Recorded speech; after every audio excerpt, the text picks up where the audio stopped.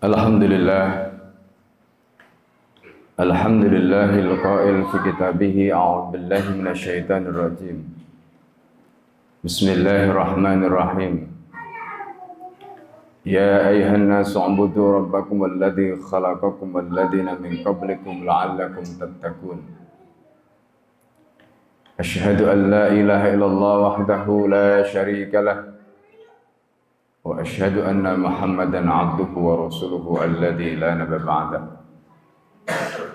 Allahumma salli wa sallim ala habibina al-Mustafa wa ala alihi wa ashabihi wa man da'a bi da'watihi ila yaumil qiyamah.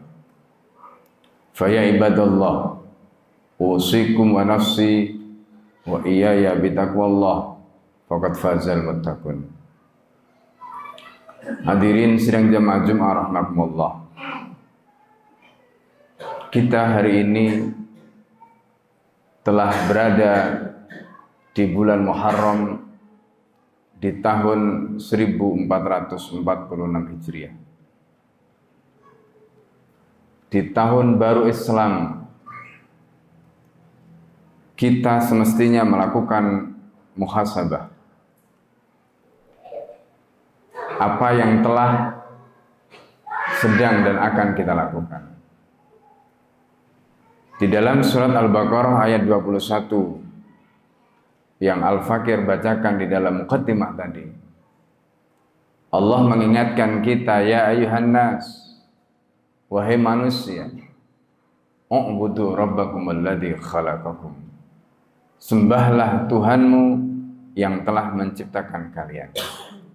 Walladzina min qablikum, dan orang-orang sebelum kalian, la'allakum tattaqun, agar kalian menjadi orang yang bertakwa. Tujuan kita beribadah kepada Allah itu adalah agar kita menjadi orang yang bertakwa. Dan kita hidup ini dijadikan oleh Allah Subhanahu wa taala tidak lain adalah untuk mengabdi, untuk beribadah kepada Allah. Sebagaimana Allah nyatakan di dalam nas yang lain, wa ma khalaqtul jinna wal insa illa liya'budun. Aku, kata Allah, tidak menciptakan jin dan manusia kecuali untuk menyembahku. Ma'asyiral muslimin sidang jamaah Jumat rahimakumullah. Apa hubungannya ibadah dengan ketakwaan? Dan apa hubungannya ibadah dengan tujuan penciptaan kita? Ma'asyiral muslimin sidang jamaah Jumat rahimakumullah. Ayat ini setidaknya memberikan gambaran pada kita, menjelaskan pertanyaan min aina, dari mana kita. Kemudian yang kedua, limada, untuk apa kita.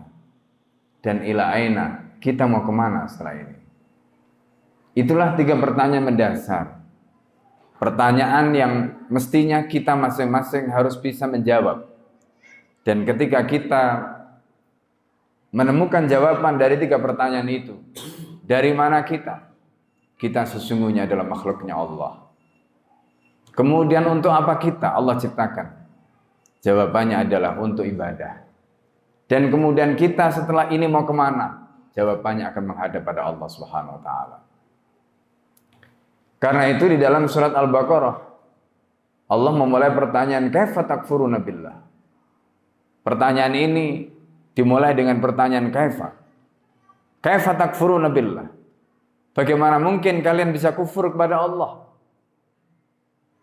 Wa kuntum amwatan, sementara kalian sebelumnya mati. Fahyakum, kemudian Allah menghidupkan kalian. Summa yumitukum, kemudian kalian diwafatkan oleh Allah. Summa yuhyikum, kemudian kalian dihidupkan kembali oleh Allah. Summa ilaihi turja'un, dan kemudian kepada Allah kalian akan dikembalikan. Ibnu Katsir rahimahullah di dalam kitab tafsirnya, Tafsir Al-Qur'anil Azim, menjelaskan makna ayat ini, kenapa Allah menggunakan kata kaifa. Kaifa digunakan di dalam bahasa Arab sebagai bentuk sighat ta'ajjub, untuk menunjukkan keheranan. Jikalau Allah Subhanahu wa taala memulai ayat ini dengan kata kaifa, kaifa takfuruna billah, itu untuk menunjukkan betapa Allah pun heran.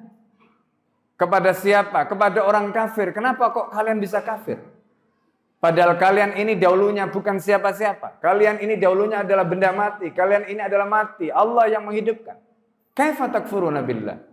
Wa kuntum amwatan fahyakum summa yumitukum summa yuhyikum summa ilaihi turja'un. Ayat ini menjelaskan tentang fase keberadaan kita. Dari mayit, kita mati. Kemudian kita dihidupkan oleh Allah. Kemudian oleh Allah dimatikan lagi. Kemudian setelah itu dihidupkan lagi. Dan kemudian dikembalikan menghadap Allah Subhanahu wa ta'ala. Maka tidak masuk akal ketika orang itu kafir. Tidak masuk akal ketika orang itu tidak mau menyembah Allah. Tidak masuk akal ketika orang itu tidak mengakui bahwa dirinya itu dari tidak ada, kemudian ada, kemudian tidak ada, kemudian dia dibangkitkan. Dan kemudian menghadap Allah Subhanahu wa ta'ala. Ini pertanyaan yang Allah nyatakan dalam surat Al-Baqarah tadi dengan sighat ta'ajjub, bentuk kekaguman, bentuk kekagetan, bentuk pertanyaan yang menjelaskan bahwa itu sesuatu yang di luar nalar. Karena itu kata Ibnu Katsir, orang kafir itu adalah orang yang tidak punya nalar. Masyaallah muslimin sedang jamaah rahimakumullah. Ini jawaban dari pertanyaan min aina, dari mana? Limada untuk apa? Dan ila aina, kita mau kemana soal ini? Karena itu baginda Nabi Muhammad SAW menjelaskan di dalam hadisnya, al-kayyisu, orang yang paling cerdas, mandana nafsahu, orang yang sanggup menundukkan dirinya, wa amila, dan dia melakukan amal lima ba'dal maut, untuk persiapan setelah kematian. Itu orang yang paling cerdas. Kemudian Sayyidina Abu Bakar As-Siddiq radhiyallahu anhu mengatakan, akyasul kayyisu, orang yang paling cerdas itu siapa? At-taqwa, adalah takwa. Masyaallah muslimin sidang jamaah Jumat rahimakumullah. Kenapa kecerdasan yang paling cerdas itu adalah takwa? Karena orang yang bertakwa itulah orang yang tahu dari mana, untuk apa, dan mau kemana. Karena dia bisa menggunakan nalarnya, dia bisa menggunakan akalnya. Itulah yang Allah Subhanahu wa ta'ala nyatakan tadi. Nah, oleh karena itu masyaallah muslimin sidang jamaah Jumat rahimakumullah. Orang yang berakal, dengan akalnya kemudian dia menemukan eksistensinya, menemukan eksistensi Tuhannya. Seperti kata Rasulullah SAW, man arafa nafsahu arafa rabbahu. Siapa yang sudah menemukan dirinya, maka dia akan menemukan Tuhannya. Maka Allah di dalam Al-Quran menyatakan, wa fi anfusikum afala tubsirun. Dan terhadap dirimu, tidakkah kalian pernah memikirkannya? Bayangkan ahli biologi itu berkesimpulan kromosom di dalam diri manusia tidak boleh kurang dan tidak boleh lebih. Itulah yang menjadikan kemudian dia bisa menjadi manusia. Sampai ukuran kromosom pun ditentukan. Siapa yang menentukan kadarnya? Allah Subhanahu wa ta'ala. Ini yang orang kemudian sebut dengan hukum alam. Masyaallah muslimin sidang jamaah Jumat rahimakumullah. Oleh karena itu, ketika kita membaca ayat-ayat tadi, kemudian kita menyimak apa yang Rasulullah SAW nyatakan tadi, maka hanya orang yang cerdaslah orang yang kemudian tahu dari mana, untuk apa, dan mau kemana. Dan kemudian dia tahu apa yang mesti dia perbuat selama hidupnya di dunia ini. Maka gurunya Shalahuddin Al-Ayyubi di dalam kitabnya Nahjul Masrur menulis satu kalimat yang indah. Mengatakan begini, innal aqilah mat'ubun bihadarihi wa innal ahmaqa mustarihun bituma'ninatihi. Orang yang berakal, orang yang pintar itu dia dibikin capek. Dibikin capek dengan apa? Kehati-hatiannya. Dan itulah orang yang bertakwa. Orang yang bertakwa itu adalah orang yang pintar. Karena dia tahu jawaban dari mana, untuk apa, dan mau kemana. Dia tahu hidupnya itu bukan hanya di sini, tetapi untuk di sana nanti. Itu orang bertakwa. Karena itu orang bertakwa, kata Sayyidina Umar, adalah orang yang seperti ketika dia berjalan, dia melihat duri. Dia sangat hati-hati karena dia tidak ingin kakinya tertusuk duri. Itu orang bertakwa. Karena itu kata As-Sirazi, gurunya Shalahuddin Al-Ayyubi, al-aqilu innal aqila mat'ubun bihadarihi. Orang yang berakal itu adalah orang yang dia dibikin capek dengan kehati-hatiannya. Ini tidak boleh, ini tidak boleh, ini tidak boleh, ini tidak boleh. Maka dalam hadis Muslim Rasulullah SAW menyatakan ad-dunya sijnul mu'min wa jannatul kafir. Dunia itu ibaratnya penjara bagi orang mukmin. Kenapa? Karena di dunia bagi orang mukmin tadi selalu dipenuhi dengan kehati-hatian. Kenapa orang mukmin harus hati-hati? Karena di dalam mindsetnya itu ada halal dan haram. Itulah makanya Imam Nawawi ketika menjelaskan takwa itu dengan kalimat imtithalu awamirihi wajtinabu nawahihi. Menjalankan perintahnya, meninggalkan larangannya. Itu takwa. Maka orang yang mengerti halal dan haram, kemudian dia terikat dengan halal dan haram itu, dia mat'ubun bihadarihi, kata Sirazi tadi, dia capek dengan kehati-hatiannya. Sementara orang yang nggak ngerti, orang yang tidak punya ketakwaan, kata beliau, wa innal ahmaqa mustarihun bituma'ninatihi, orang bodoh yang tidak ngerti halal haram, yang tidak bertakwa tadi, dia merasa tenang-tenang saja. Dengan apa? Dengan tumak ninahnya, dengan ketenangannya itu. Karena tidak tahu. Tetapi ingat, kata beliau, inna ta'ba al-akili, sesungguhnya capeknya orang yang berakal itu, yufdi ila rohati, berujung pada kesenangan. Karena nanti di ujung sana ada kebahagiaan, di ujung sana ada kebaikan, di ujung sana ada kemuliaan. Di dunia dia mendapatkan kemuliaan, di akhirat dia mendapatkan kemuliaan. Sementara wa inna rahatal ahmaki tufdi ila ta'abi, kata beliau. Sementara senangnya, lapangnya orang-orang bodoh, orang-orang yang tidak bertakwa tadi, dia senang karena dia tidak terikat dengan halal haram, karena dia tidak ngerti ilmunya. Tapi apa ujungnya, endingnya? Dia akan sengsara. Dia akan sengsara. Dan itulah yang terjadi. Di dunianya sengsara karena maksiat. Di akhiratnya dia akan hidup dengan menderita karena mendapatkan adab dari Allah Subhanahu wa taala. Itulah ma'asyiral muslimin sidang jamaah Jumat rahimakumullah. Allah Subhanahu wa taala nyatakan tadi, ya ayyuhan nas, u'bud. Wahai manusia, beribadahlah kamu. Rabbakum, kepada Tuhan kamu. Alladzi khalaqakum walladzina min qablikum, yang telah menciptakan kamu dan orang-orang sebelum kamu, la'allakum tattaqun, agar dengan itu kamu menjadi orang yang bertakwa kepada Allah. Semoga dengan ibadah yang kita jalankan, keterikatan kita kepada hukum Allah, ketaatan kita kepada Allah, di mana ibadah itu bukan hanya ibadah mahdhah. Karena kalau kita ibadah hanya ibadah mahdhah, salat, puasa, zakat, haji, bahkan ditambahkan dengan jihad hanya 5. Itu belum cukup untuk mengcover seluruh waktu dalam hidup kita, karena kita diciptakan untuk beribadah. Maka kemudian Ibnu Taimiyah rahimahullah menjelaskan makna ibadah. Ada 2, ada ibadah amah, ada ibadah khosoh. Ibadah amah itu adalah ibadah umum, ibadah khosoh itu yang disebut dengan ibadah mahdhah tadi.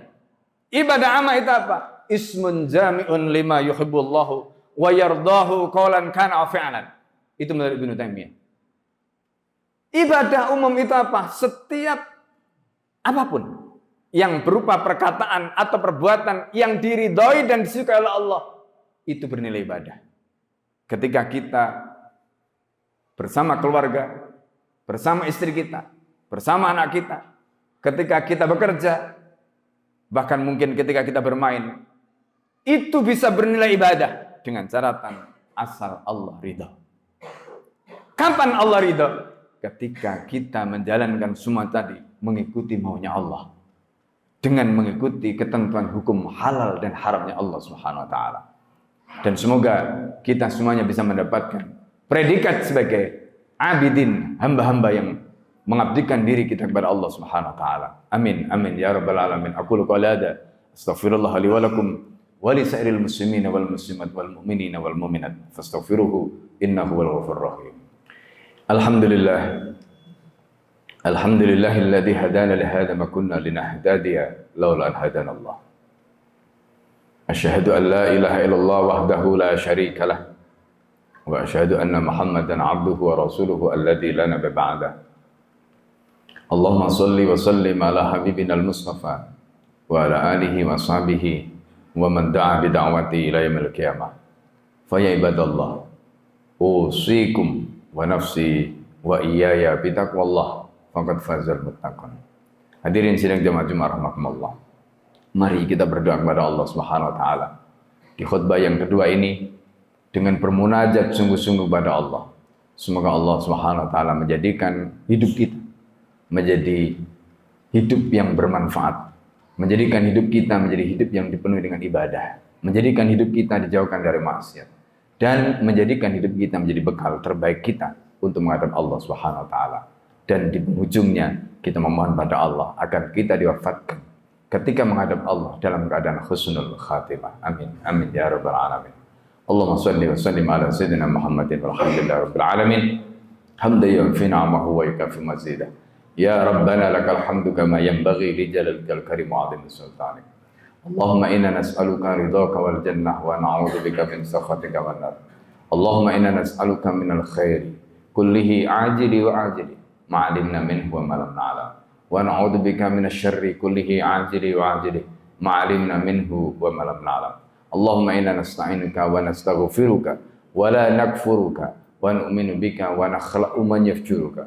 Allahumma iyyaka na'budu wa laka nusalli wa nasjudu wa ilaika nas'a wa nahfidu narju rahmataka wa nakhsha adabak inna adabakal jidda bil kuffari mulhad.